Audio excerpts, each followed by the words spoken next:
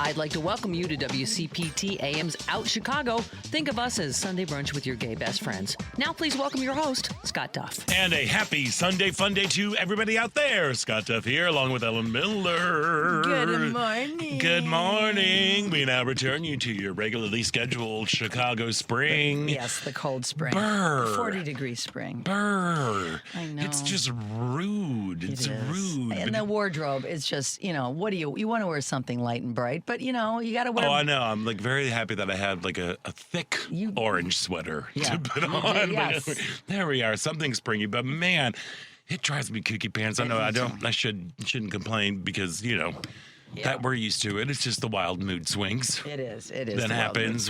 How are your flowers, by the way? My flowers are doing great. This whole week, if you listen to this show, you know that I'm just my sacred space, my place of enchantment is my patio and my plants. And so this week I was like, you know what? Kids, we're going outside just to remind you of what real life is. Ooh, you're out there. We're tough. Well, because it was 70. No. It was beautiful out this week. It was in the 70s and 80s. So I'm put them back in. Oh yeah. I drug out I brought in 3 elephant ears. Mm-hmm. One is doing okay. One is really, really mad at me. Do you remember our glory days? Oh. She's like, why are you doing this to me? Well, you didn't know I already did it to him, brought him inside. And then the third one is just like a little sad kazoo. Oh. You're just gonna go, but it was great. I loved the weather this week. It was lovely and everything. It was fantastic. Brought him out, but then I brought him back in. They'll come back out on Tuesday. We just got a couple days of this.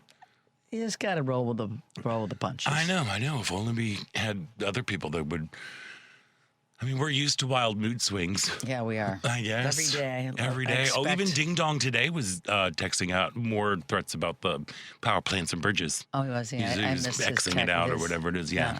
I'm so happy about that. Oh, but, too. We don't have to talk about that all that much. We do have a great show for you today, filled with new things, creation, and inspiring young people. So, Wrightwood 659, which is one of my favorite galleries in Chicago. It cool. is so cool. Yeah. It's a in an beautiful old mansion-ish kind of house. Yeah, it's you would not expect that it would be right there. No, right in a residential. Yeah, it's really, really cool. Wrightwood 659, they opened up a new exhibit this week.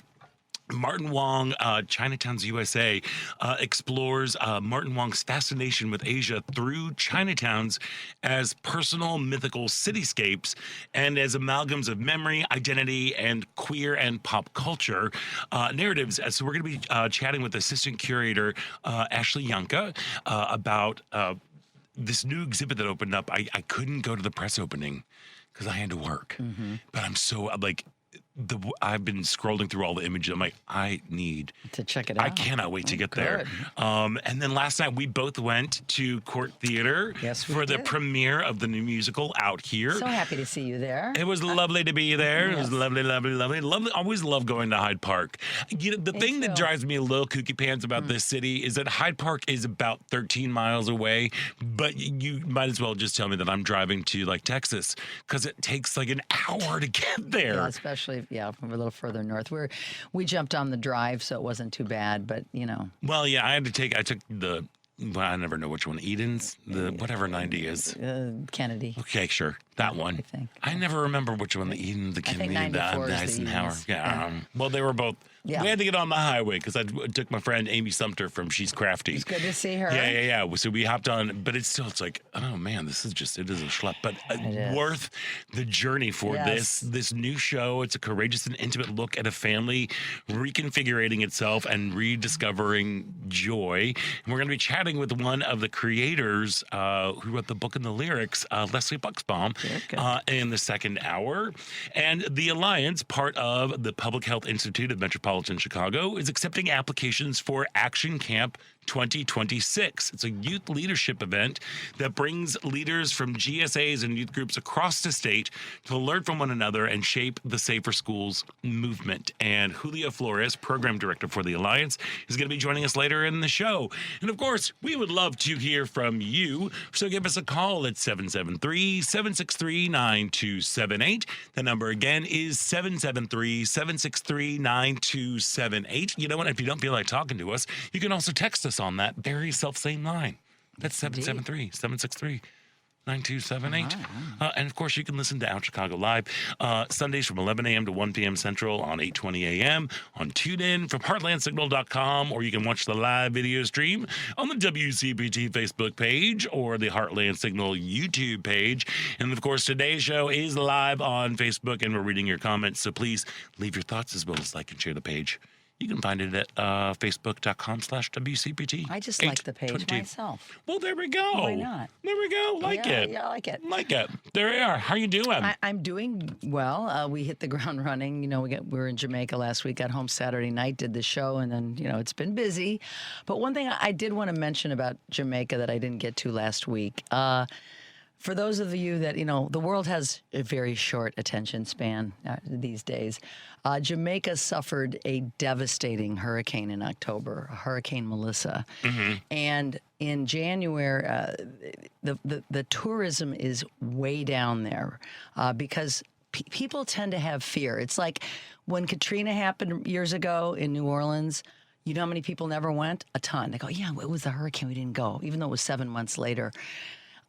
If you care about places, if you're someone that has, you know, have been to Jamaica before, love Jamaica, the people there are suffering mightily. The tourist destinations are wide open and perfect, but when they go home to their places out in the hills, you talked about that last week about how it was a little devastating. And in January of this year to January of last year, flights are down 40% into Montego Bay, and there was and also, to be in fairness, it's really expensive to travel right now. It really is, and also like with all the airport security and ICE being put into airports, I think that's really freaking people out. It's probably a combination of things for sure. But I just want to tell people that the tourist destinations are open and ready for you. We were there in the peak season; it was very non-peak, and the people tourism is their number one source of income there. So just don't count places out because they had a hurricane. You know, it's more of a reason if you like them, if you're a fan of Jamaica, you know, make a plan to go if you can afford it. It's, believe it or not, the flights were really high when we bought them in October. We actually bought them like 10 days before the hurricane, you know, and we knew it would be back together by the time we went, and it was. So, you know, just a little public service announcement that, you know, people need your support when they're in dire straits. Right. Right. But again, the reality here, jet fuel is is like through the roof. Gasoline is through the roof. Everything is so expensive right now that people can't afford to travel anywhere. People can't afford to take vacations because there's like your grocery bill has gone up $1 million, you know, like, and I understand what you're saying, but like at the same time, there are a lot of other factors, not just hurricanes and things why people aren't traveling these days. You know, like we're debating, like, we're trying to want to go on a vacation, but You know, it's weird. I mean, I'm trying to help a cousin find an airfare to Greece, and you know, I found a $1,200 airfare, which actually is not horrible round trip to go to Europe. You know, right? So there are, you know, I mean, you got to do what you got to do. I mean, if depending on your situation, your priorities, you know, maybe you can't travel right now because goofball has screwed everything up with the oil industry and jet fuel and gas and price of groceries and all that. But you know. Hopefully we will be able to get back to some sense of normalcy one of these years, one of these months. God only knows. I appreciate your optimism on that one. I have to be somewhat optimistic. Because I'm like, I know, because otherwise it's bleak. But what's not bleak is the Chicago theater scene. Heck yeah. And I, you know, we're back and we're trying to get to all the, you know, this is the season for all the great openings. Kathy and I saw August Wilson's great, Ma Rainey's Black Bottom, currently playing at the Goodman. Fantastic. Ife Butler plays Ma Rainey. My friend Mark Grapey plays her manager. But really, the actor that stole the show, in my opinion, is Al Jaleel McGee. He plays Levy. What is the story for people that might, because it's a part of August Wilson's cycle, the American Century Play cycle. Yeah. This one, it's the only one I believe that takes place in Chicago during, I think it's the 40s. And Ma Rainey is a tough broad, shall we say. She's rumored to have paramours that are women. You know, she's bisexual or lesbian. They do kind of flirt with that a little bit in the show. And she's making a recording. And, you know, once again, the white guys are her manager in the recording studio. And you see that they're trying to take advantage a little bit of course, of the musicians, as happens. But it's a snapshot into the musicians kind of reveal themselves through what they've gone through as black men. And, you know, as the whitewashing of America continues, the history of the struggle of black Americans in this country seems to want to be erased by the current regime in schools and in murals and everywhere possible. When they tell stories of how they were treated and what happened to them and how they were, mother was raped and father was killed and he was stabbed. And, you know, it's a constant reminder of the struggle that black Americans have had to go through. And it's obviously, you know, when August Wilson wrote it, we needed to be reminded of it. And today we need to be reminded about it.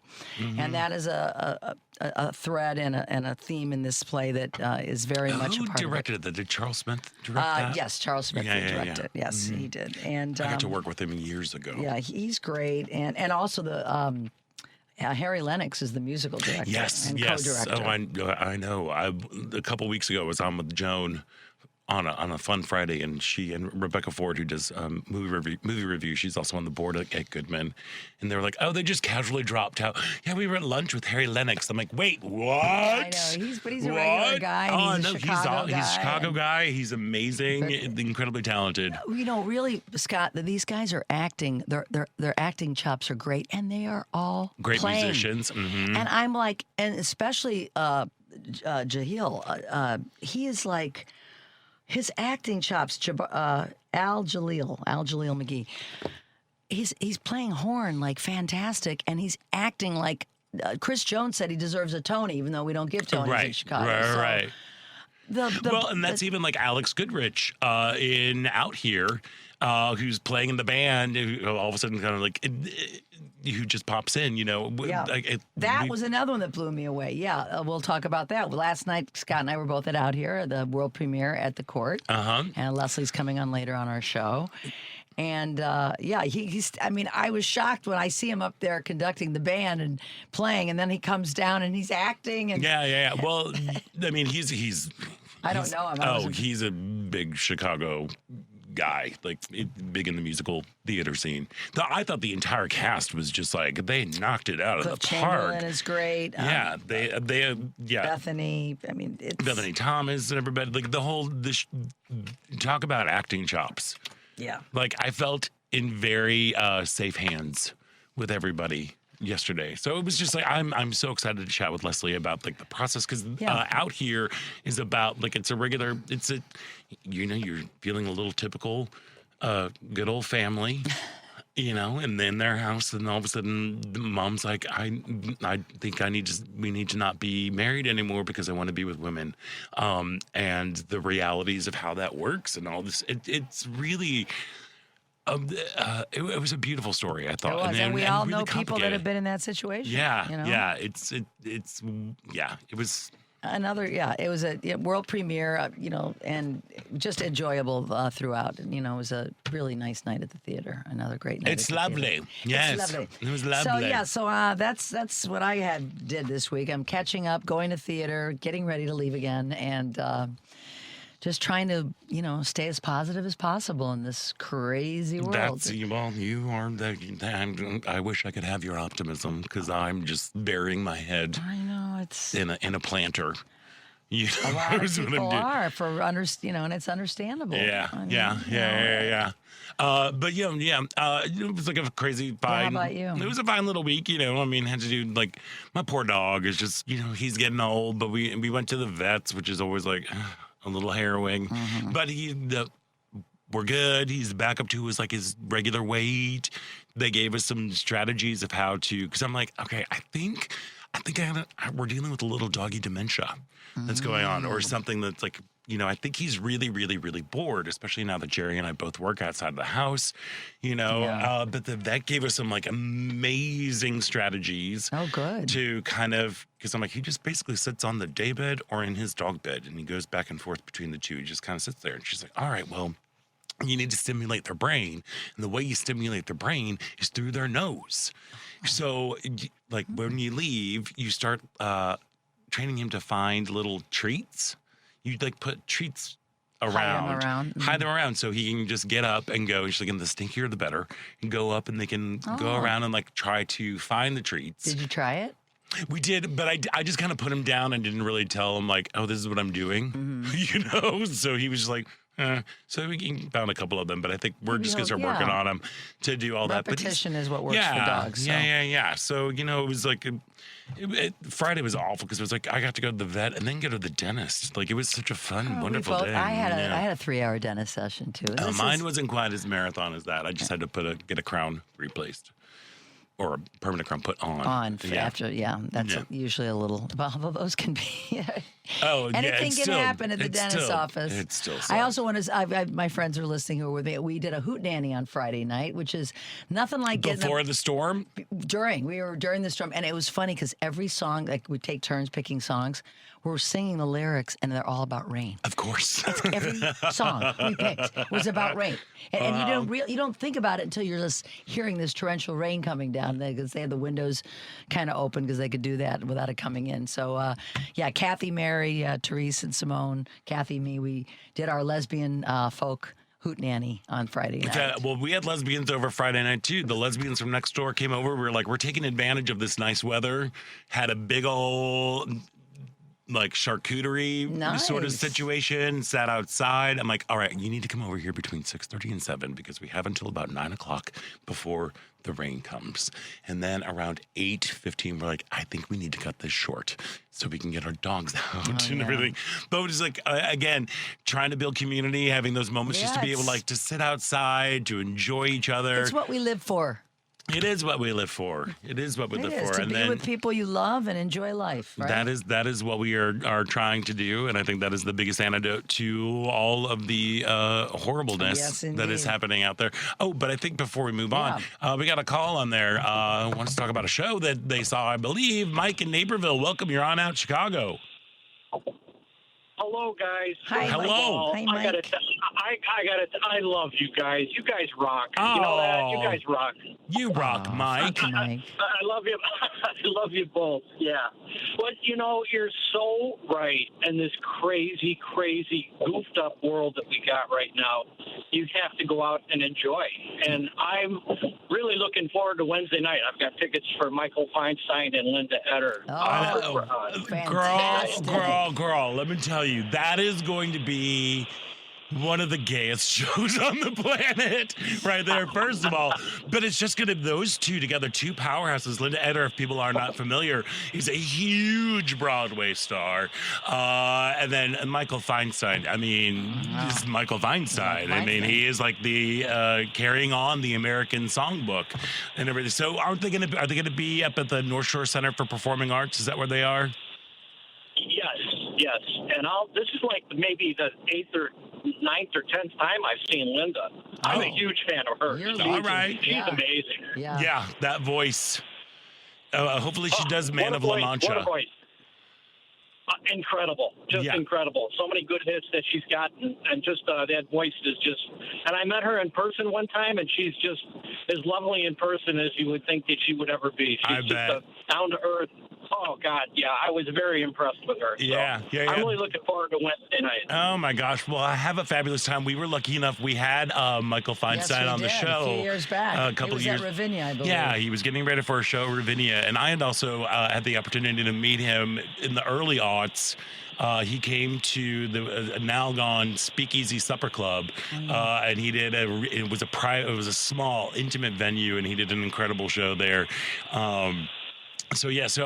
Mike, I'm glad that you're out spreading joy and you're taking advantage of time to be out and to be with folks, to sit and just enjoy something that music really, really hits us in a very different way, I think, and to be able to.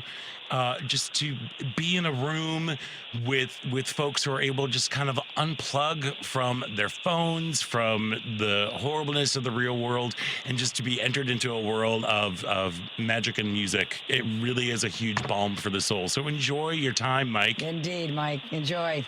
Have a great time. It keeps my sanity. Oh, Absolutely. There you go, We my understand friend. completely. Well, Thanks I'm for glad- calling, Mike. Thanks for calling. Guys, keep up the good work. I love you both. Thank you. Keep up your passion. Keep it up. Thank you for all you do. Oh, thank you, thanks, Mike, Mike. And enjoy the show. There we go. All right. Well, hey, that's always nice. My late dad loved Michael Feinstein. He loved him. Loved him. He knows talent. He knew talent. When He knew heard it. talent. Yeah. Look who he married. Yeah. Oh, yeah, he did. Talented. He A did. talented He lady did. right there. He did. I know. I got you. You do. I Thanks. see it. Hey, we need to take a Yes, we quick do. break. But before we do that, this part about Chicago is brought to you by Team Hochberg. If you are purchasing a new home, you need to call Team Hochberg, your trusted local lender. Sally, Bob, and their newborn son, Gus, combined income $200,000 a year. How much does Gus contribute? Again, this is the real hard thing.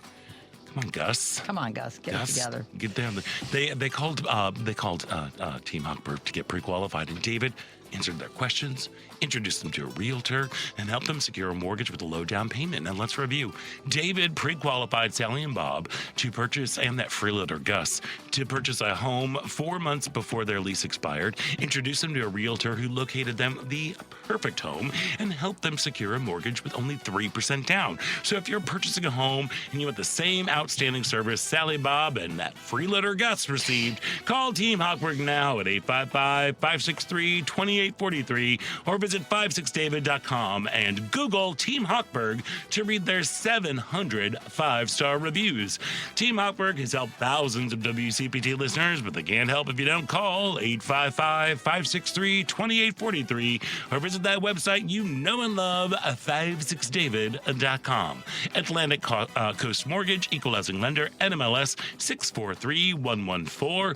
We're going to take a quick break, and when we come back, we're talking about the news of the week, and girl, I just spin the wheel. Spin the wheel. Where do we begin? Where do you even begin? So please stick around. You're listening to Out Chicago right here on WCPT Heartland Signal.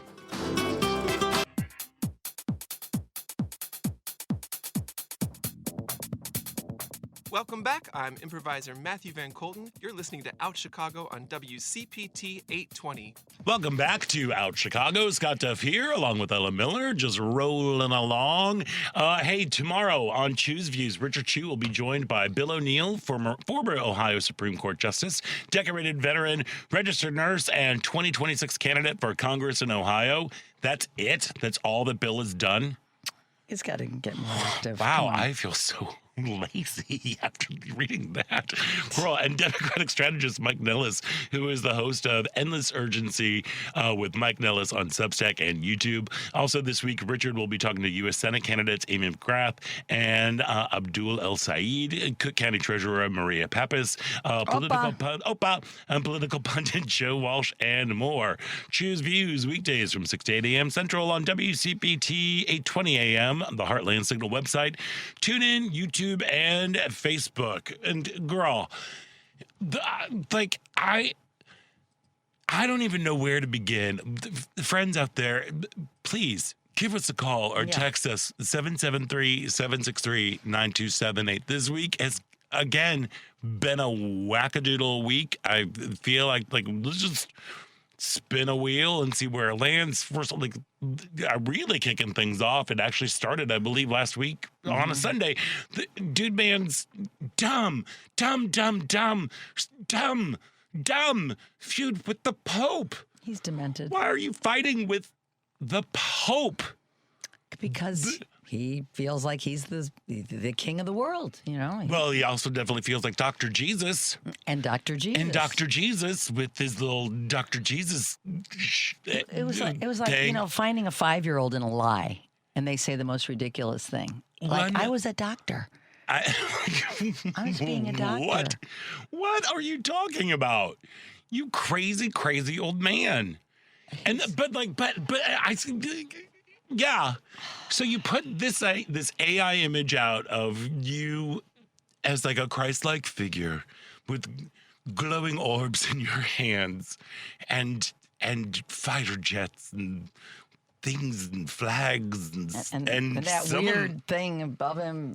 Well, and also like he's reviving apparently Jeffrey Epstein. I mean, that's kind of what it looks like, you know, that's going on there. How would you even think that was a good idea? At all? He does nothing. He does is a good idea. Well, no, we know that. We know, but he acts putting first. out that image, along with like, I mean, I guess this is also the same man who decided to superimpose the Obamas onto apes' bodies. Yeah. Mm-hmm. You know, doing that whole thing, like, oh, that's another gem. Yeah, another gem that's going on there. But like, I don't. What is to be gained by pissing off all of the Catholics? Billions. There are a lot of Catholics in the world. Yep.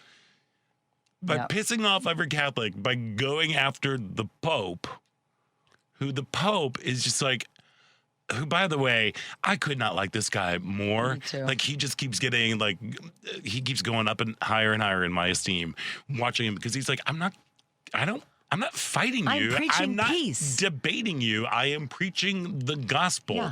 If you, Christian nationalists, if you are really following the teachings of Christ, it is love your neighbor.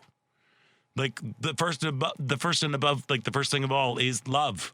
It's about love. It is about peace. It is like, and he's like, I'm just preaching the gospel. Yeah. And like, I don't have time to get into this stupid debate with Dementia Don over here. You know, it's like He's at the high road and Goofball is at the lowest of lows. How about Pete Hegseth preaching the gospel of Pulp Fiction?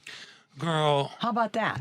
I mean, what kind of world upside down are we living in now? Well, you know, apparently you got Pete Hegseth and Kash Patel, who were DUI hires. Yeah, DUI hires. Apparently, they're drinking their little faces off. They're drinking their little faces off and everything that's going on. Allegedly. We'll throw it in allegedly just to be on there, you know, and allegedly, so don't come after us. But like, yeah, there's a huge piece in the Atlantic about Kash Patel and how his partying and drinking is really getting out of hand. Flying to Vegas and having fun with his girlfriend. Going to the Olympics. And like hanging out with the hockey team and having beers. But there's also reports of them having to get like a battering ram to get his door open because he's so inebriated that he's missing things. This is who is in charge. Remember, when you hire sycophants with zero accountability, this is the behavior completely unqualified for their positions that they're in. Pete Hegseth, I don't get this dude. I do not like. He's terrifying. He is terrifying. He's terrifying Everything about him. because of the access of what he has to the power, the control that he has over the military, the weird sort of like beta male kind of thing. Like, I am now the Secretary of War. And they started one because they wanted to fulfill the title for him. They did. They did. But you know, but remember that promise? No more wars. No more forever America wars. first. America first. Yeah. You know, the support for Trump among Catholics has, you know, it was above 50%. It is below 48%. It's 48% and 52% disapprove. of him. Yeah. So, a bridge too far? Yes, finally. I mean, I have Catholic relatives who voted for him. I don't speak to them that much, and I don't talk to them about politics. But I want to ask them, how do they feel about his attacks on your Pope? On the pontiff, yeah. I think a lot of people.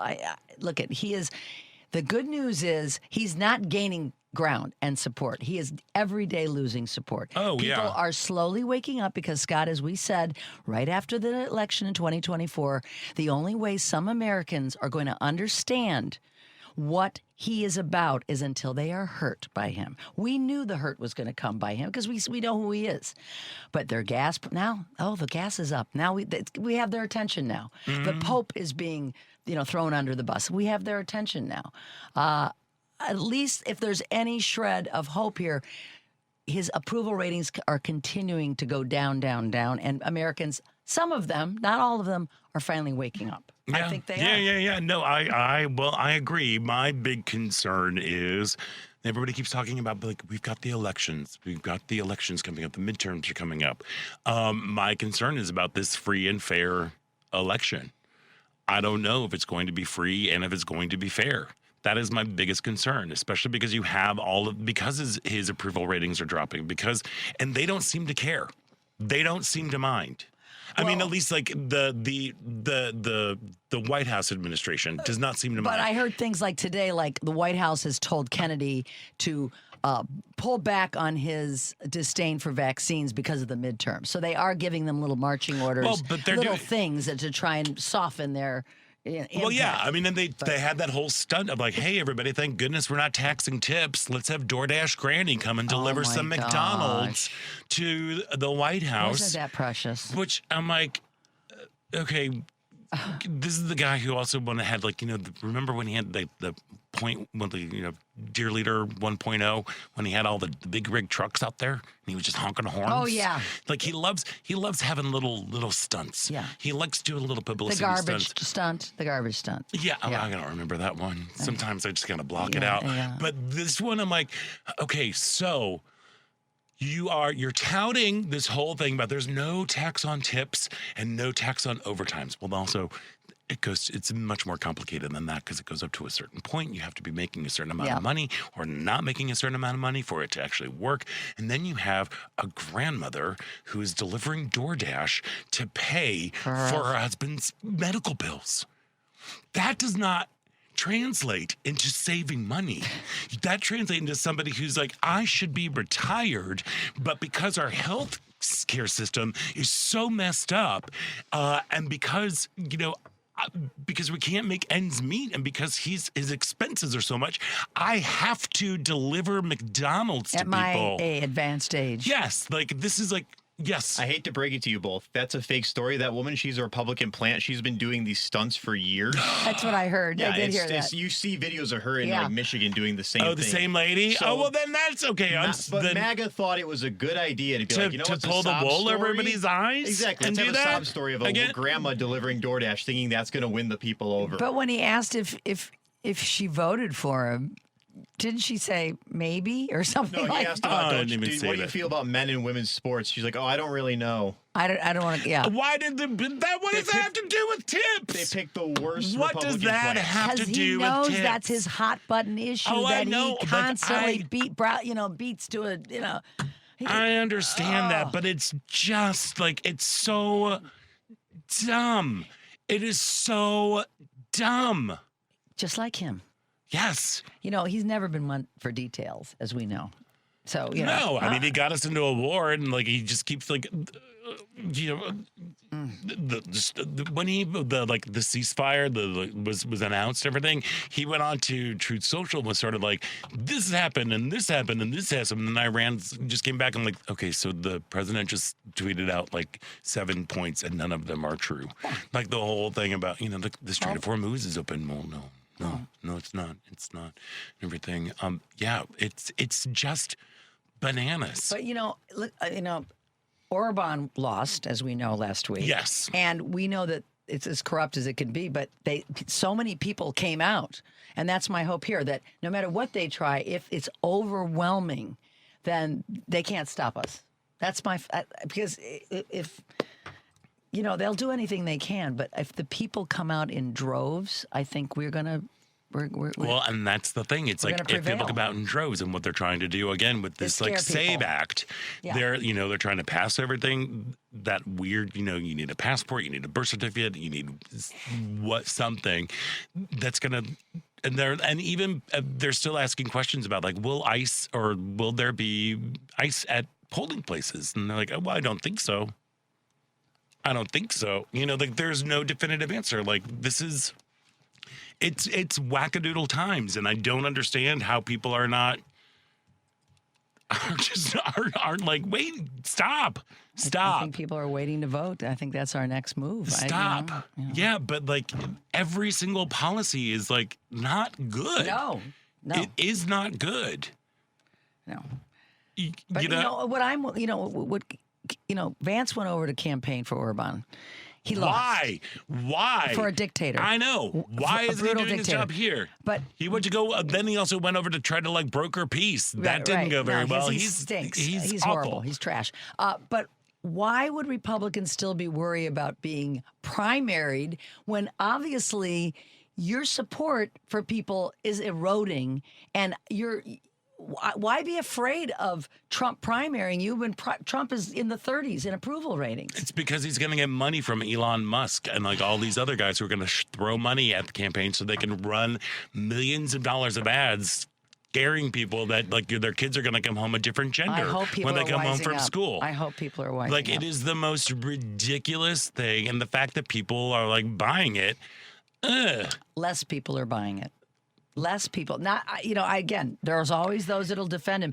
One of the Republicans always on my Facebook page, he's like, he finally said, just don't post more things about him. He's just kind of admitting he's not a good guy. Well, that's a start, because they were all.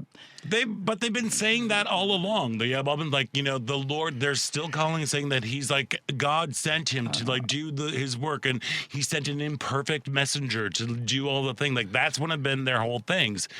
Like, I don't like him. I don't like the what he says. And I think he doesn't like what he posts, but he's doing this for us. And I'm like, no, he's not. He's doing it for like his handful of friends. How are you doing in this economy? Yeah. How are you doing with your medical bills? Are you having to deliver DoorDash?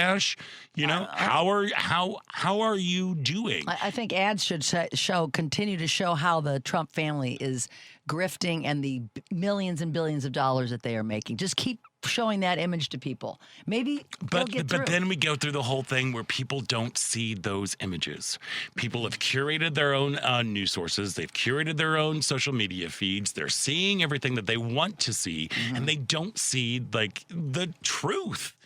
And that's the part that gets me very, very concerned because everybody is so addicted to their phones. They're addicted to social media and what the GOP, like it's not the GOP anymore. And what MAGA is so good is taking the old GOP point of organizing discontent. Yes. All they want to do is just keep getting people mad and get people mad all the time. And I just want to like, why are you mad? Why are you mad? What is going on? You have all three branches of government are working in your party. What are you mad about? Are you mad that you think that like everybody's going to be trans? Like that's the thing that you're worried about? It makes zero sense. They are seeing the price at the pump. That is one thing everybody sees. That is one thing that everybody sees. But like even sadly, then, but then they're also saying like but the message from dear leader is, well, you just got to tough it out. Or you just got to tough it out for right now. He's so out of touch. It's not that expensive. I know. That should make them mad. Well, alone. And again, they don't show that part. Ugh. Anyway, we're going to take a break. Namaste. Namaste. And then we're going to come back and we're going to be chatting. We're going to be chatting about art and culture, which makes me so much happier. So please stick around. You're listening to Out Chicago right here on WCPT, Heartland Signal.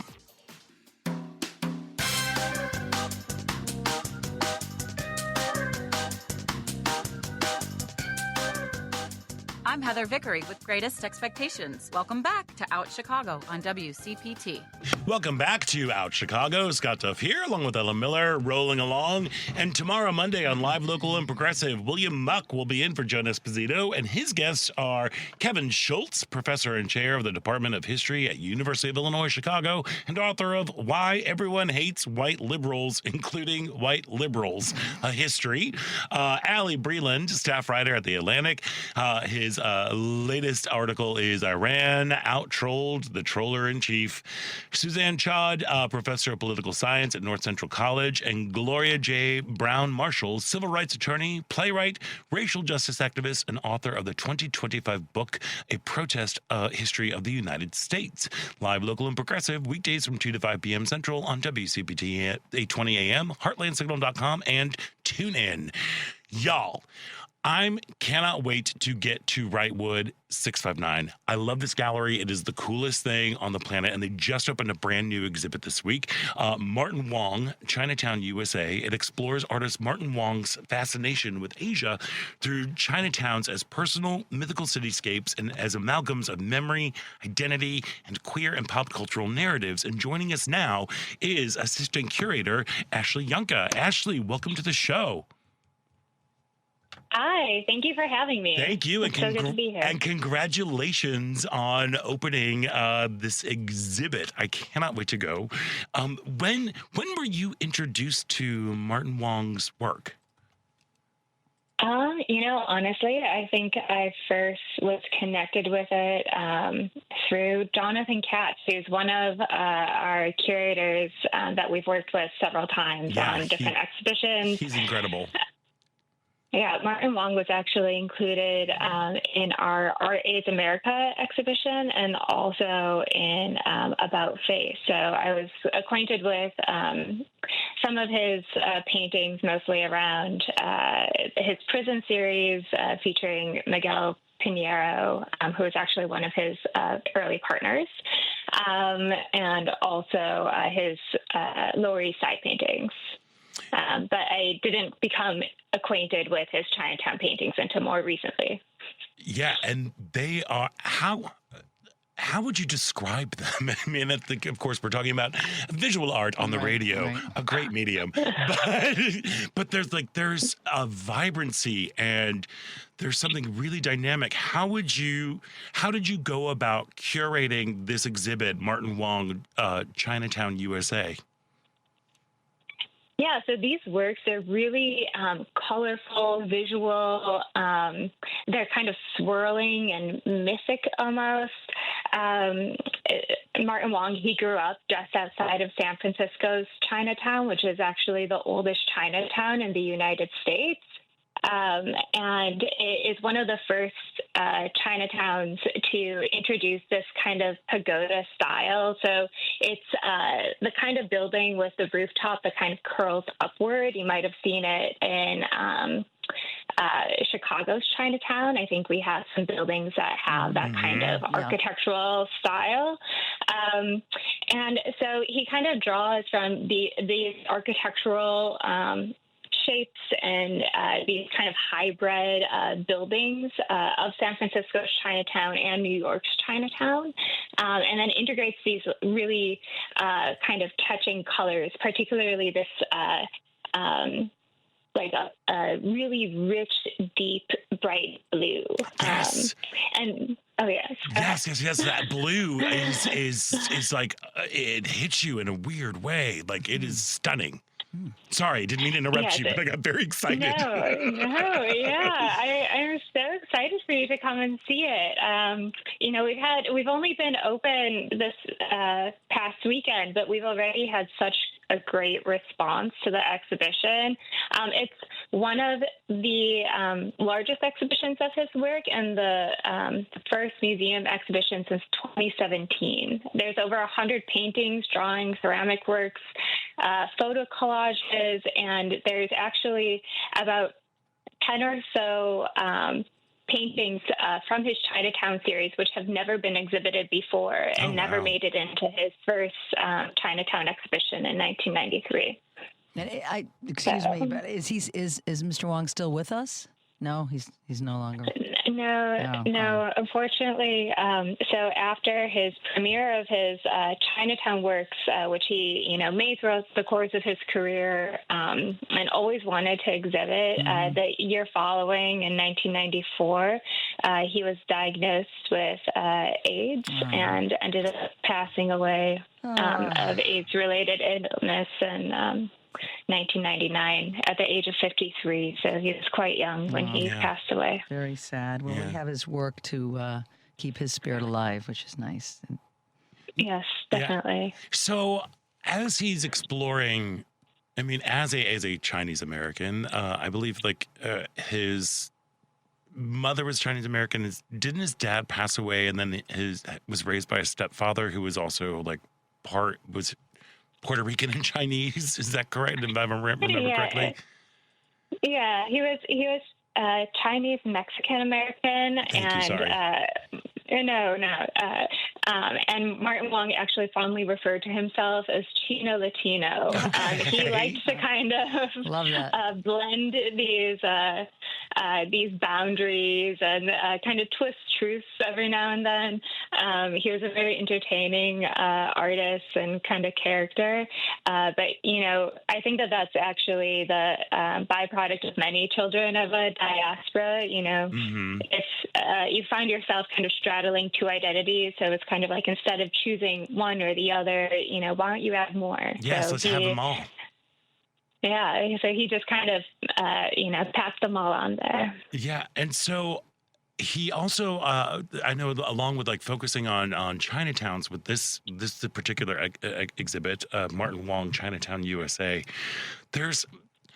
Can you talk about how he almost mythologizes the Chinatown experience, or there's something just so magical with his work, with just the few images that I have seen through press releases and things. Yeah, so many of the Chinatowns that he depicts of San Francisco, or these kind of these scenes, they draw not just from life, but they also kind of bring in stories from his mother, who actually lived in China for a period of time and then returned back to California, and also his aunt Eleanor, who he fondly called Aunt Nora, and she was actually a performer in Chinatown in the 1930s.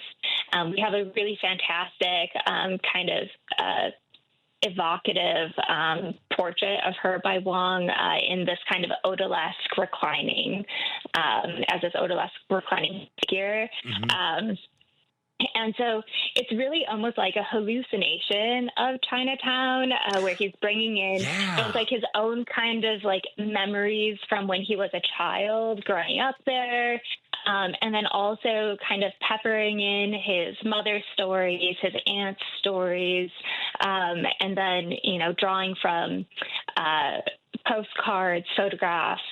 So he has all of these references that he's kind of twisting and turning into his own kind of, mythological version of this place. It's always so interesting how memory can inform your work, and especially kind of not necessarily distort, but to exaggerate some parts, minimize other parts. It's a little surreal looking. Yeah, as but I it's look at some of his stuff. Yeah, memory can kind of be like looking through a funhouse mirror, and and there's this sort of again, a grandiosity behind it that's just so incredible. When people go and visit Wrightwood 659, which I cannot recommend highly, it is one of the most unique experiences you will have in Chicago. When they go see Martin Wong, Chinatown, USA, what do you hope people take away from this exhibit? I think that Martin Wong, he had such a fascinating way of kind of complicating identity. And I think that really comes through in his Chinatown paintings. He didn't kind of put these works out there until the later portion of his career, until 1993, but he was producing them throughout his entire life. And I think they're really a way for him to process his own kind of complicated relationship to identity. So I hope that everyone kind of, looks at these and can kind of take away, different ways to process and deal with and think of their own identity. It doesn't have to be something that is singular. You can exist in a multiplicity. Right. And I hope they also just kind of enjoy the show and have fun and let the color wash over you. Again, that blue is bananas great. So make sure you run and don't walk to go see Martin Wong, Chinatown, USA. It's now open at Wrightwood 659 through July 18th. For tickets and information, go to Wrightwood659.org. You do have to get tickets, so don't just show up. But make sure you go and check it out. Ashley Yanka, thank you so much for joining us today. Congratulations on a successful opening. Thank you so much. And I hope to see you there. I will be there soon. Hey, we've got to take a quick break. And when we come back, it is the second hour of Out Chicago right here on WCPT Heartland Signal. I'd like to welcome you to WCPT AM's Out Chicago. Think of us as Sunday brunch with your gay best friends. Now please welcome your host, Scott Duff. Welcome back to the second hour of Out Chicago. Scott Duff here, along with Al Miller, just rolling along on a chilly spring day. Yes. At least the sun was shining last we checked, so that's always nice. No, it's gray. It's gray? Yeah. Oh, it went away. Yeah, okay. this will be went away. Okay. I know. It was nice for that last. I know. Yeah, there we are. Okay. We got 2 days. 2 days. Tuesday it'll be back. Just the emotional roller coaster of springtime in Chicago. It's a rough one. Is awful. It's awful. And wardrobe. We can do it. How does one dress? But there's light at the end of the tunnel. There is, and it's not a train that we think of, that we know. Anyway, we've got a lovely second hour lined up for you. A little bit later on this hour, we're going to be speaking with Julio Flores, who is program director for the Alliance. They are getting ready for their youth leadership camp, the Action Camp 2026. I'm very, very excited about that. But hey, also, do you know that if you want to watch and share this episode, or any past episodes of Out Chicago, you can go to our YouTube page at the Heartland Signal. One word. It's the Heartland Signal on YouTube. Click the live tab. You can also subscribe to our YouTube page where you can find live streams and shorts from the Heartland Signal digital newsroom. Or you can visit Out Chicago show page. Listen to listen on demand to recent interviews and full episodes of the show. Just find subscribe links to our full episodes and feature interview podcasts. Read all about us. You can even see a little Out Chicago photo gallery of our faces and more. Go to heartlandsignal.com/out-Chicago. Hey, last night was opening night. Yes. Of a brand new musical out here at the Court Theater. It's a courageous and intimate look at a family reconfiguring itself, rediscovering joy, and I just loved every second of it. And joining us now is one of the show's creators, Leslie Buxbaum. Leslie, welcome to the show. Hello. Hello. Congratulations, my friend. I had all of the feels. I went on an emotional roller coaster during last night at the premiere of the new musical out here at Court Theater. Before we get into the show, just what was last night like for you? It was exciting. It was, strangely, I was surprised that I actually felt this kind of deep calm.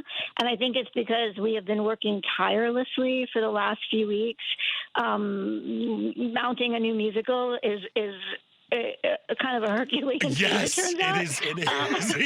And, massive effort. It's been like not sleeping and making every possible sort of change and edit and refinement.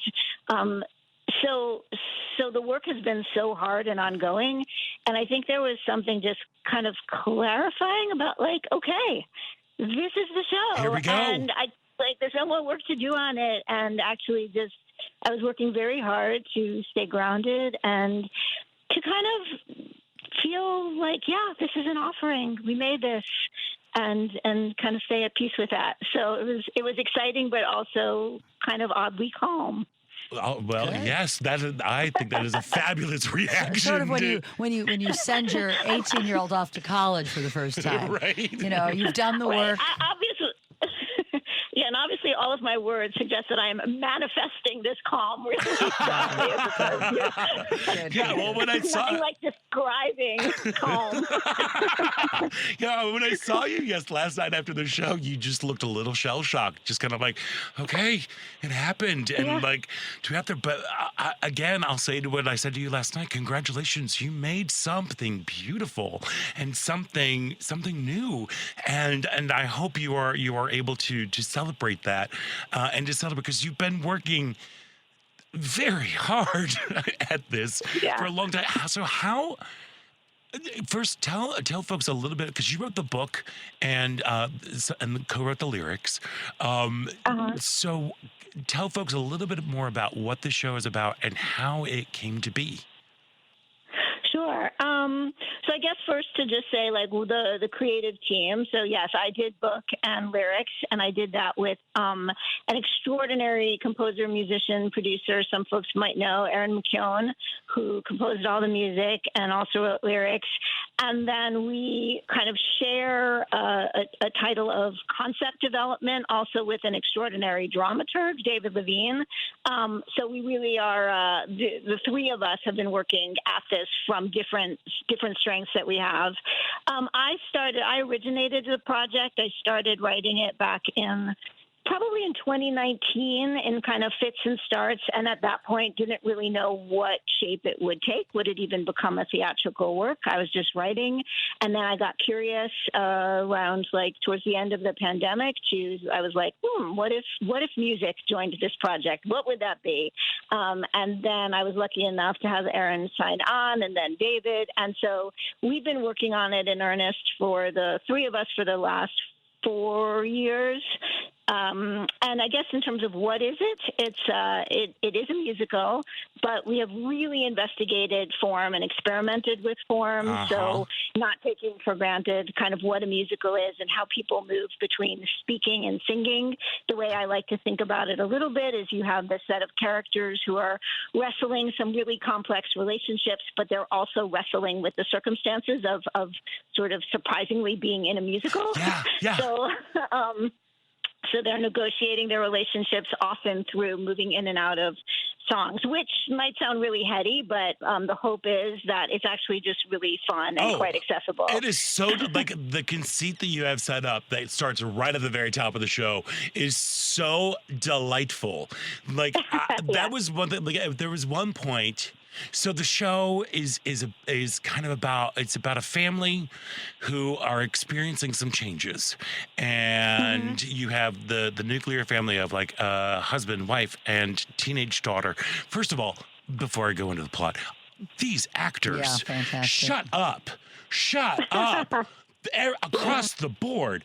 Knocking it out of the park right there. But we'll get back into that. But so you've got this nuclear family, mom, dad, 16-year-old daughter. And mom sits down dad and says, you know what? I think we need to not do this anymore. And I want to explore what it's like to be with a woman. And which had also happened, but like it's much more complicated. There was one point where I think it was the 2255 song, and I'm not explaining that to the listeners. No, we're I'm not doing that. Away. Let them give anything away because I want it to kind of unfold. Yeah. But I'm sitting here watching this. I'm like, this is really complicated and really complex. Like talking about the relationships of just human beings and the dissolution of a marriage and what does that mean? And at the same time, it is just delightful.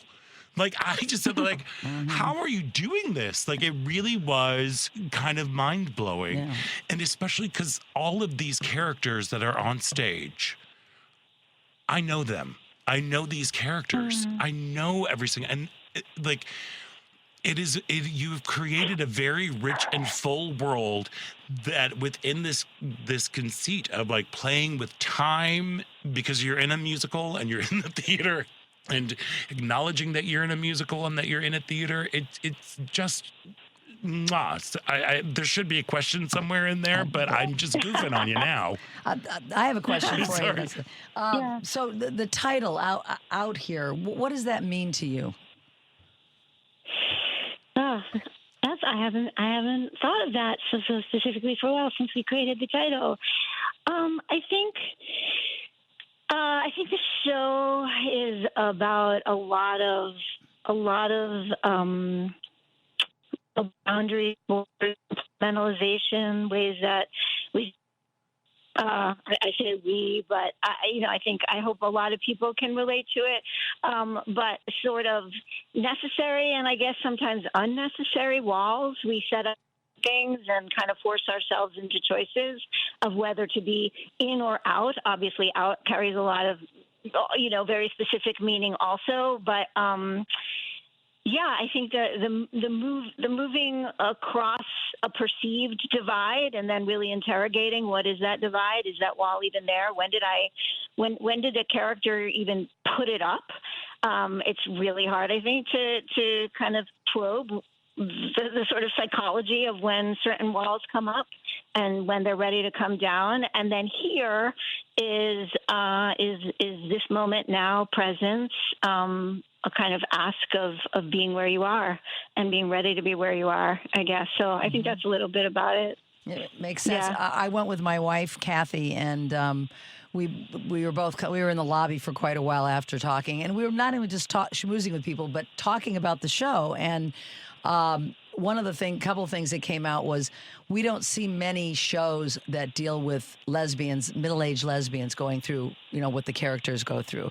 And it's so nice to see that on stage. I think the audience was reacting in a way that, they were appreciating it as well. And also about, not everybody can relate perhaps to somebody themselves, being in a relationship and deciding they want to be with somebody of the same sex after they've been married to someone of the opposite sex. But divorce, which is also obviously the theme, one of the key themes. So many people have gone through divorce as children, the parents, whatever it is. And so it's relatable on that level too. But as Scott was pointing out, that 225 song, we were literally doing it in the lobby. But it also brings up, for those of us that didn't come from a divorced family,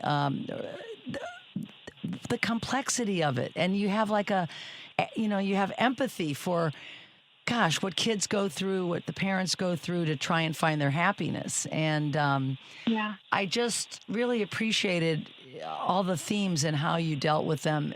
And as Scott said, it was delightful. I mean, the stuff that's really heavy that we were smiling about and laughing about it and just, finding the truth in it. And so congrats to you for making that happen.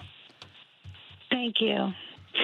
I think, but picking up on some of the things you're talking about, definitely, I think we have a lot of coming out stories in our culture, and I agree. I don't think the one that is a woman in her 50s is told so much. Right. And there's a lot of complex stories inside of that umbrella, right? There are people who are out at a certain point of their life, and then at some point when we're no longer for some complicated reasons. There's all kinds of stories that fall in that umbrella. And I have become, personally, I've lived a version of it myself, although this show is, you make a 90-minute musical, it's going to become quite fictionalized. Like just making scannable lyrics sort of forces a kind of concision and, whatever. It does a different thing, and there's a lot of hands on this project.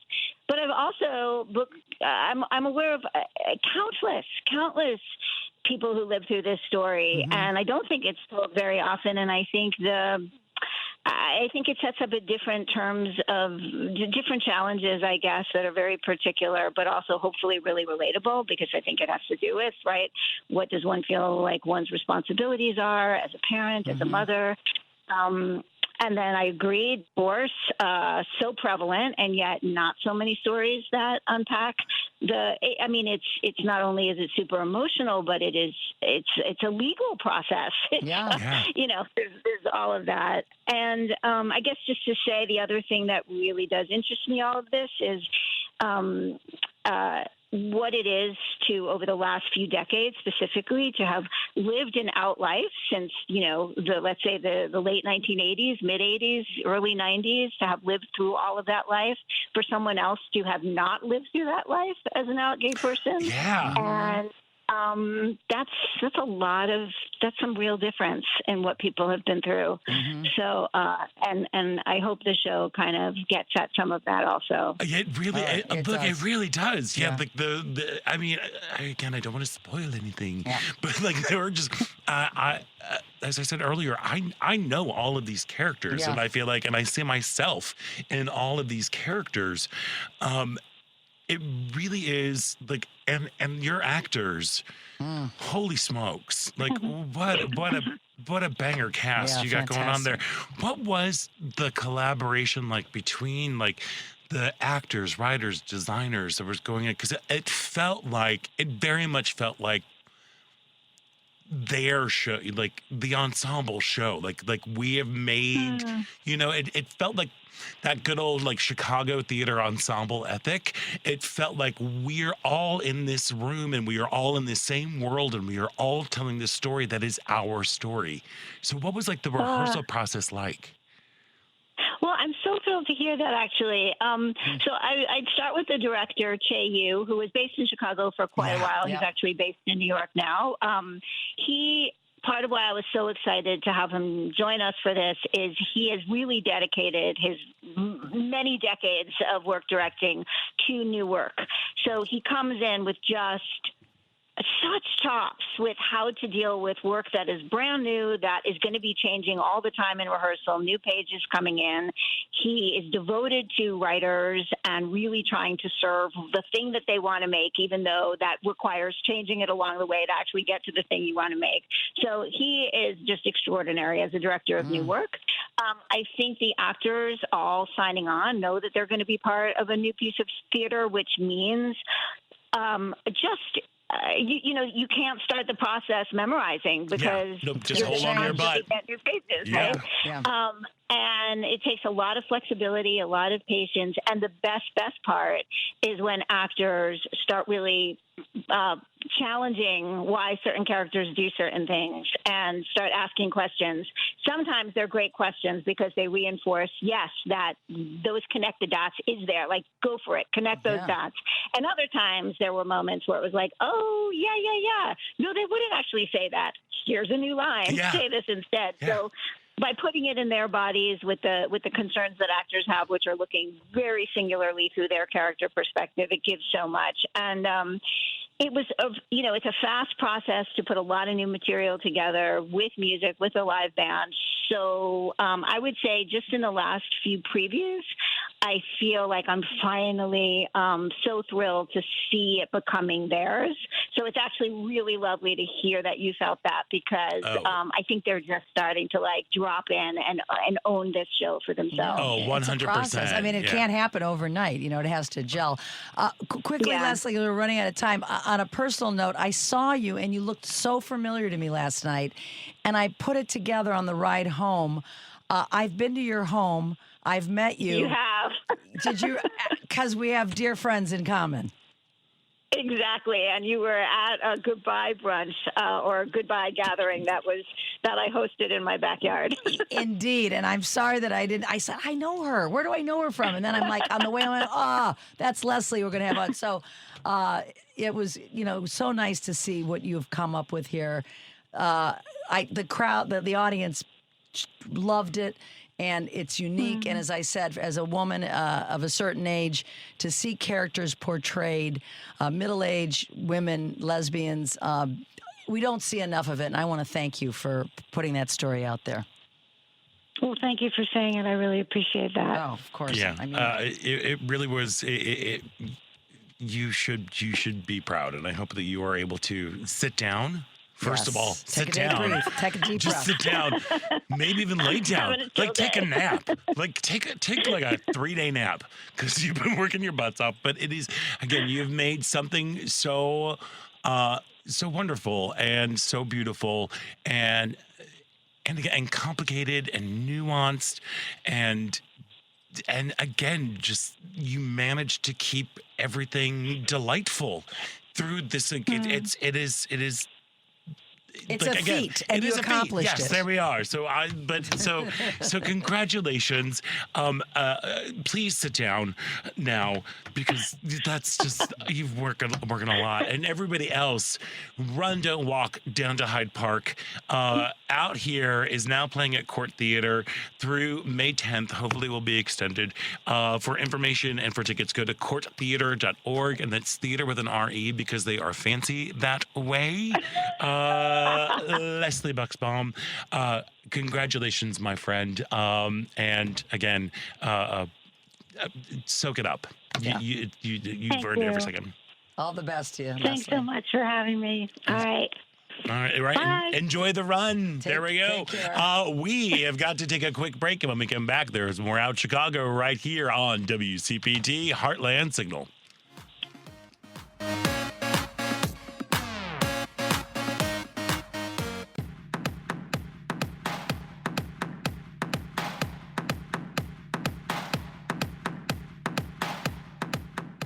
Welcome back. I'm Paul Oakley Stovall. You're listening to Out Chicago on WCPT.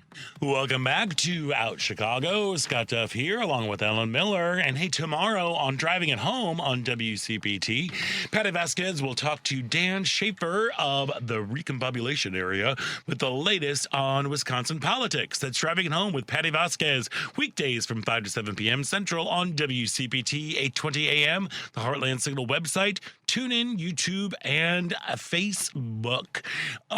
If you have listened to the show, you know that I used to be an educator. Yes, I love working with young people because I think they are incredible, and I am not alone with that idea because the Alliance, part of Public Health Institute of Metropolitan Chicago, is accepting applications for Action Camp 2026, a youth leadership event that brings together leaders from GSAs and youth groups across the state to learn from one another and to shape the Safer Schools movement. And joining us now is Program Director for the Alliance, Julio Flores. Julio, welcome to the show. Hi, how are you? Thank you for having me. Excited to have this conversation with you. And I agree with you. Young people are the best. Aren't they? I love them because they're goofy and weird, and they are also like they will say the most incredible things. You're like, what? And just like mind blown about what's coming out of these younger folks. Can you remind our listeners about the history and mission of the Alliance? Yeah, our history and mission is to support LGBTQ students through the state of Illinois through youth leadership development, professional development, and advocacy. Our hope is that they are able to get skills and develop to their full potential so that way they can be the better future, if we can call it like that we are looking for. Yeah, I mean, it's such a huge task and an undertaking to be going on, because I know it started out as Illinois Safe Schools Alliance, and then it became a part of the Public Health Institute of Metropolitan Chicago. And it's, for me, as a former high school teacher, this is such an invaluable resource, and it's such an incredible work that you are doing, as you said, because you are working with young people who are actively trying to make their schools a better place for folks within the LGBTQ plus community. With all of the work that your organization has done over the years, what was the origins of Action Camp? Mm-hmm. See, through the movement, we started recognizing that young people wanted to be the leaders in creating change and the leaders in bringing communities together. It went from a one-day event to eventually becoming two. And then eventually the young people were very vocal and they say, you know what, we need more time to mobilize, to collaborate, to get to know each other. It went from being hosted at a university to eventually being hosted in an actual camp location. Now is a 5-day event where young young people come from different places of the state of Illinois. They are able to access youth-led workshops that are truly, truly magical and so important. Like some of the topics that young people select, I'm like, whoa, you are really a young person that understands a lot of the movement, a lot of the needs of your own community. They're also able to access social events, right? Because we recognize that fun and joy is part of the movement. Yeah. But most importantly, they are able to build those connections and relationships with other young people and the adults in their communities. 100%. And also, there's something about camp, like a camp experience. Did you have a camp experience, Julio? I did not. And in full transparency, my very first action camp was in 2023 as the program director of the Alliance. Okay. And and I think that I enjoyed it way too much. I honestly participated in all the activities. I wanted to attend all the workshops. I was having so much joy. Yeah, because it's a great time. Like I was like, when I was in sixth grade, I grew up in like suburban St. Louis. In my school district, we would have what they called sixth grade camp, and all of the sixth graders got to go like throughout the year, went for 1 week to a camp. And there's something about being outside with your peers. You're all in a totally new environment for each other. That is something that kind of like can crack everybody open, because you're in this new territory. There are bugs. You're away from home for You're the away first from time. home. Yeah, maybe for the first time. But there's something great, and there's just something so wonderful and vital about having like a camp experience. What is on the program this year? And because it comes up in August, right? Correct. Yeah. So the camp is going to be taking place August 3rd to the 7th. As I mentioned, camp is youth-led. So we do have a group of young people that we call the youth leaders. They collaborate. They work together throughout the summer to identify the topics that they want to present on, create the agendas, the programming schedule, and so on. So last year we had some great topics such as how to support migrant communities, how to take care of yourself on a budget, how to build your own community in virtual spaces. So those are some of the examples of things that young people brought up last year that I'm sure is going to be even more magical and more, for lack of better words, like more intense in some ways, because they get so passionate about it. And I know with everything that is happening, the madness that is happening, young people are also looking for ways to support each other. Yeah, I would imagine with what's going on in the world, the challenges this year seem like you mentioned, for instance, immigrants, people here, what kids have had to watch from, even if they're here legally, their relatives, their friends. And, you kind of have to be equipped to deal with that. So how do you get ready for all the things that these kids need today, support-wise? Right. So we have been very lucky through the partnership that we have at PHINC with Youth Services. And we made our goal to ensure that we are trying to eliminate as many barriers so young people can show up and just be themselves and enjoy camp. That can look like if families don't have the means to cover camp, we can make sure that we find ways to find that financial support. If they don't have transportation, then we also do that. Nice. We make ourselves available as much as possible for families that maybe have some of those questions of what safety looks like, especially for migrant families. Yes. We have a team that is fully bilingual, not fully bilingual, but we have team members that are fully bilingual, and where we can connect in that capacity as well. We also recognize that for a lot of the young people, as you mentioned earlier, this is the first time that they're going to be away from home. So we have what we call the HOTTIES, which is the health and wellness team. They are responsible for, making that one-on-one connection, becoming talking support with young people that are navigating those feelings or just anxieties of being away from home. Yeah. So we're trying to look at it from a very holistic, whole human aspect, recognizing that young people are complex sometimes, and they just need extra support. Indeed. And, GSAs we mentioned, but for listeners on that's gay straight alliances, which a Well, lot of schools. I think it's changed. Isn't that updated onto like gender sexuality alliance now? Because is that That is correct, yes. Gender. So are there less GSAs in schools than there were, say, 4 years ago? Are we seeing the current administration have an impact, or are those things staying in place for kids? We have seen, this is from my own experience, we have seen that there has been, the beginning of 2025, we definitely saw a decline of GSAs that were as active in comparison to previous years. But also we have seen that a lot of the educators and young people are stepping up, and they're saying, you know what, we need this type of spaces, this type of groups in our community, in our school setting. So we have also witnessed we can call it a new wave of advocates stepping into those roles and making sure that those spaces continue to be safe spaces.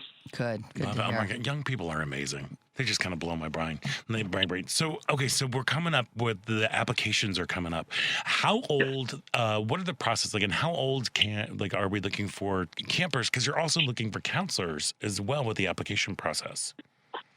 That is correct. So for the campers, the group that is available, if we can call it like that, is rising 8th graders to 12th graders. Okay. And then counselors, we are just asking for people that are no longer in high school, so there you can be like 8, 19 and apply for it. We do have an interview process, recognizing that we want to make sure that the people that come into the space are there for the young people. We like to say that camp is for campers, and no one can do camp alone. So we also recognize that we have to, create that magical team or that perfect team that is going to be able to hold campers as much as possible. Is engagement an issue at all for the kids? Because this post-pandemic world that we're living in, it seems like kids are more into their screens, and I'm hearing from parents and teachers that it's harder for kids to socialize and, our generation, much different. Is that a challenge that you have to overcome, or are these kids ready to throw the screens away and just start engaging with each other? I mean, how do you deal with that? Well, I hope that they're ready, because in full transparency, there's no Wi-Fi connection at camp. Excellent. So even if you bring it in, most likely you're not going to be able to use it as much as possible.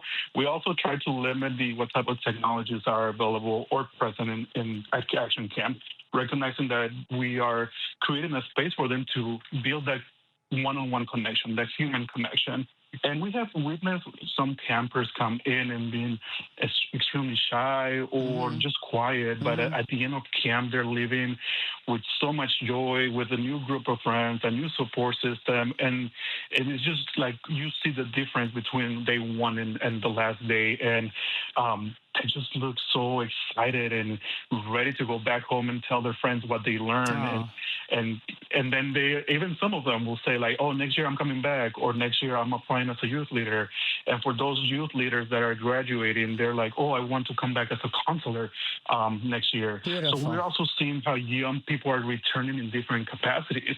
For example, one of our staff leads, they have been attending camp for a long time. They started as a camper, eventually a youth leader, and now they're a counselor, and now they're a staff lead. So that also shows how this space really, really is a space where people feel seen and validated, and how we're building that sense of community every single year. Beautiful. Yeah, That's good to hear.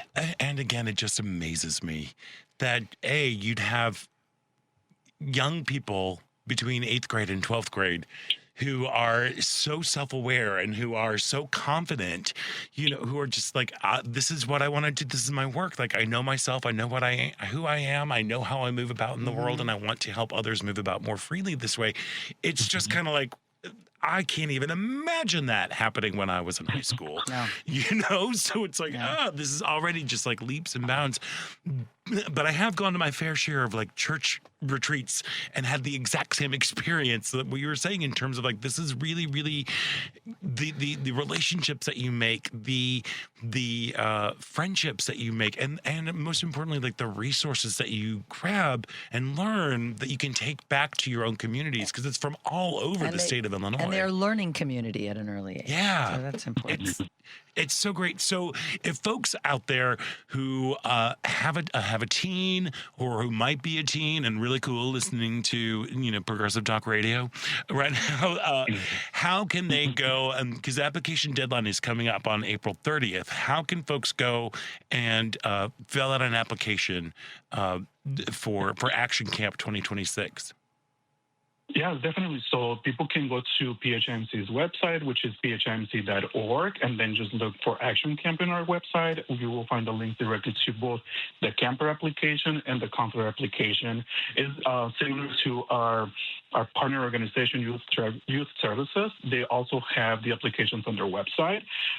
If you are a person that uses Instagram a lot, like I do, so if you find us at Alliance PHIMC on Instagram, you will find all the links to those applications. Amazing. And what are you, as somebody who's newly indoctrinated into the world of camp, what are you looking forward to this year? Because remember, camp is for campers.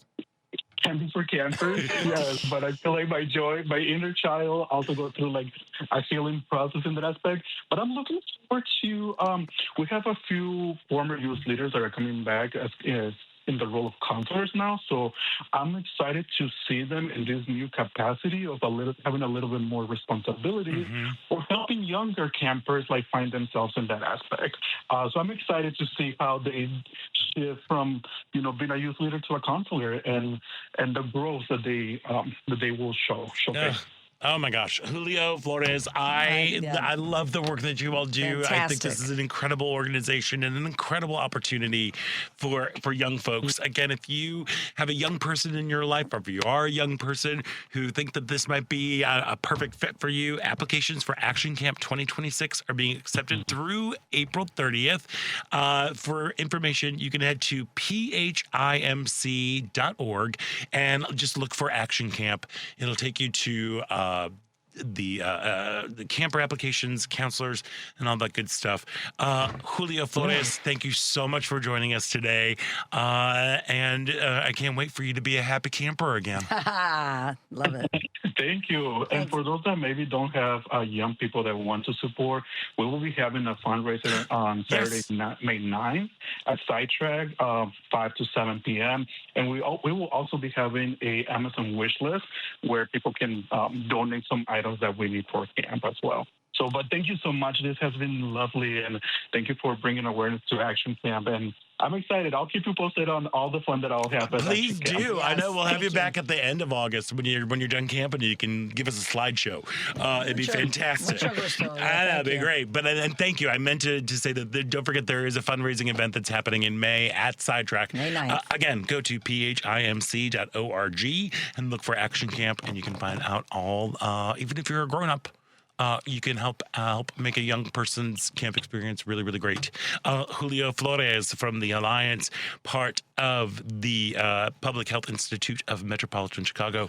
Thank you for joining us today. Thank you so much. I appreciate you. All right, we appreciate you. We're going to take a quick break, and when we come back, it is the final thrilling show-stopping moments about Chicago right here on WCPT Heartland Signal.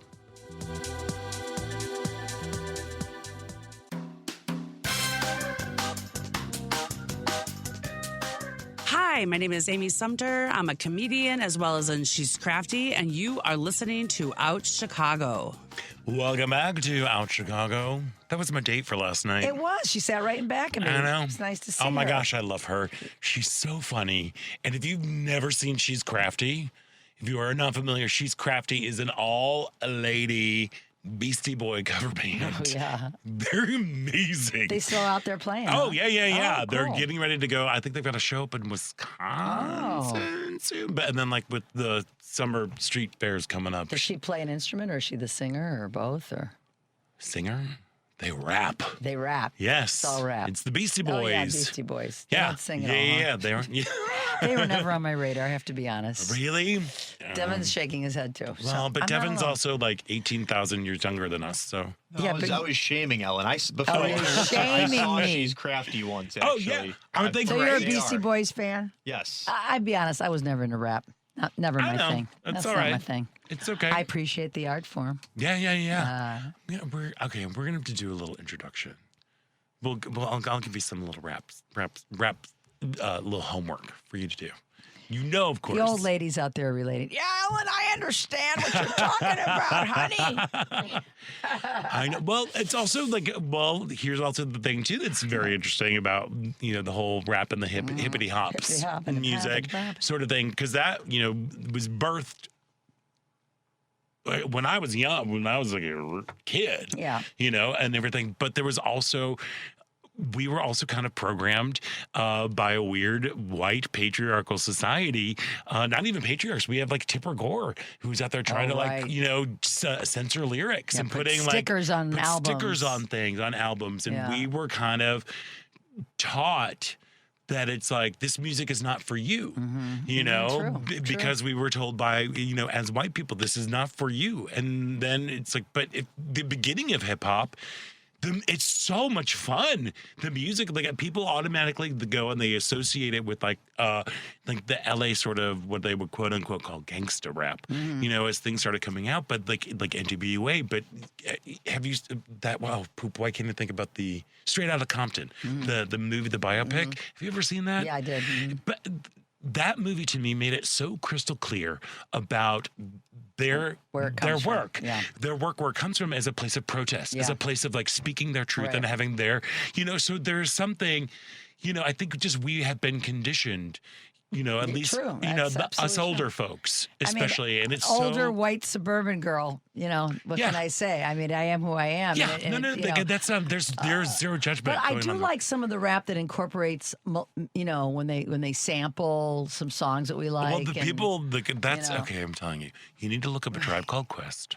Tribe Called Quest. Yes, I know Tribe about Called them. Quest. You would Yes. love that because their catalog finally got released because they sampled so So much many, yeah, that they were were trying at a infringing. hard time to do it. Yeah. But even the beginning, like it really is all about like having a good time and enjoying, like even Rapper's Delight, the first one. It's just it's fun. When people go do karaoke and do that song, I'm like, how do you? I mean, or memorize all those. I mean, how do you memorize all that? It's a part of you. It becomes a part of you. Just me and Missy. My brother-in-law. Me and Missy, my Misdemeanor brother-in-law, Elliott. He's from Atlanta. It's like a rap capital down there. Yeah. hip-hop, I you mean, know, but that's so. like, it's one of those things where like, I totally get why like sometimes people miss it, but I think there's also broader cultural things why people didn't get it. And I would like to say, you know what, maybe you should listen to it. And it's old now. I mean, Gangster's Delight was like Rapper's Delight? Rapper's Delight was like 20, 30 years It was ago a or lot, something. like 50. Yeah, it's like 30 years ago. It is it is old. I did enjoy the Super Bowl halftime show when they were, celebrating the Oh the my history. gosh! I did Yes, enjoy when they that. had That like was 50 cool. Cent and Mary J. Yeah, Mary J. I looks did so like great. that. I did like that. I got it. Yeah, I know. Oh no, I know. I wasn't hating on it. I know. You're not. Again, I'm not saying that you're hating. I know. I'm just being saying. honest Yeah. about yeah. I love. Yeah. I love. Hey, know who I don't love? It's annoying. Girl, y'all. Poor Caitlyn Jenner. Oh, we feel sorry for her. Not. Caitlyn Jenner is back. Is she back in the news? No, not really. I mean, she's Slightly. she pops up in like in the queer news around there because.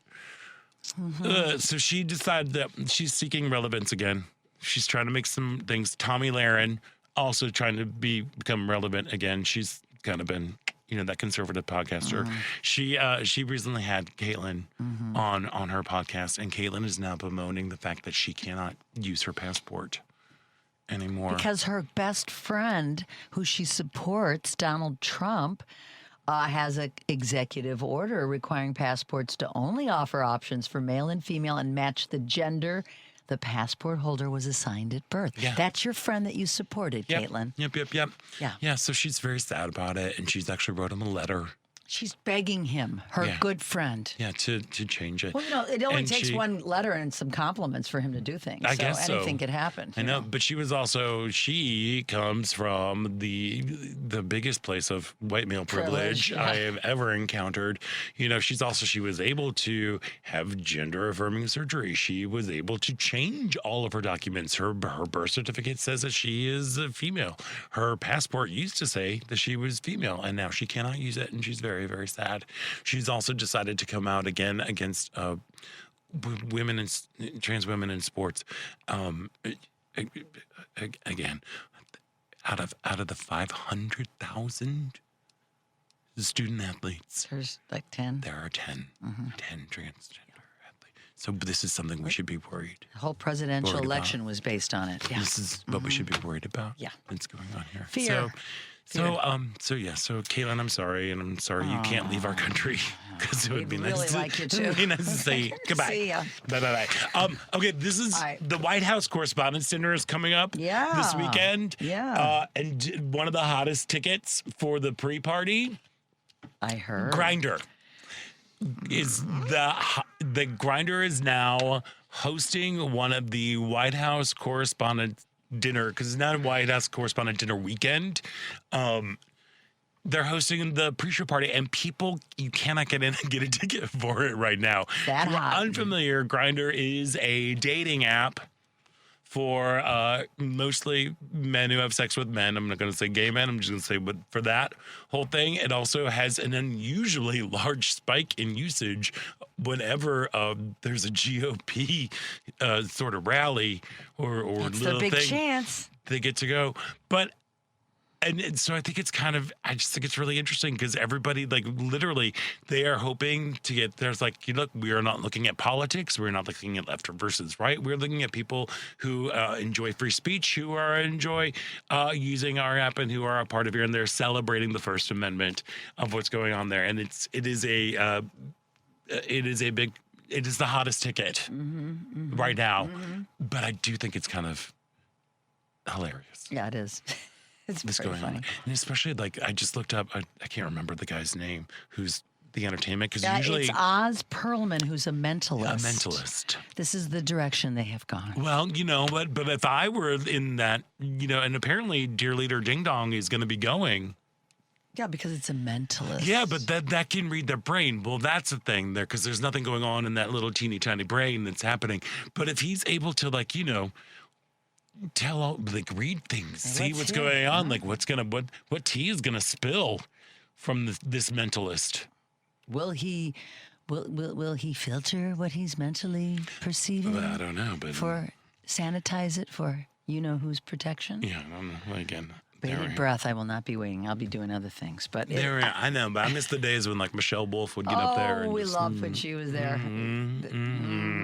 Anyways, And so, on some sadder notes, I know, and it's something that we kind of all but we didn't knew. know why. We didn't know why till the other. So the Indigo Girls, they put out they're getting ready to go out on tour. Actually, at the end of this month. Yeah.